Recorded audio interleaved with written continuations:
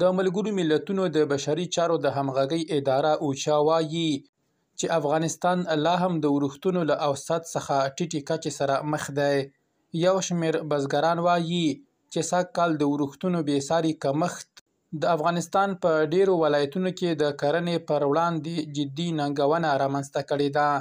دوی وایي هغه څه چې یې د پسرلي موسم په پیل کې کرلي وو د اړتیا وړ ورښتونو د نشتوالي له امله یې حاصلات ترې ترلاسه نه کړل او ډېری بزګران یې زیانمن کړل. اوچا د یکشنبې پر ورځ د مې پر 11 پر خپله ایکس پاڼه د وچکالۍ د دوام او له امله یې د اغیزو په اړه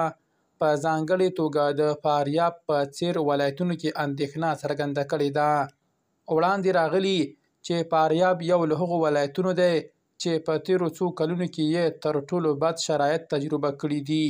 او موندنې ښیي چې دا ولایت اوس د وچکالۍ له خطر سره مخامخ دی. د ملګرو ملتونو د بشري چارو د همغږۍ ادارې اوچا 10 ورځې وړاندې ویلي وو چې د افغانستان په شمال او شمال ختیځ کې د وچکالۍ د اغیزو د کمولو لپاره 14.6 میلیونه ډالر ځانګړي شوي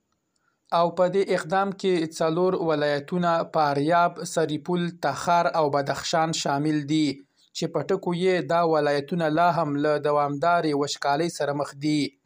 د ځینو نړیوالو بنسټونو د راپورونو له مخې په افغانستان کې د بارانونو دوامداره کمښت او د وچکالۍ دوام نه یوازې د خوړو خوندیتوب ګواښي بلکې په خبره یې د داخلي بېځایه کېدو خطر او بشري مرستو ته د اړتیاو کچه یې هم لوړه کړې ده.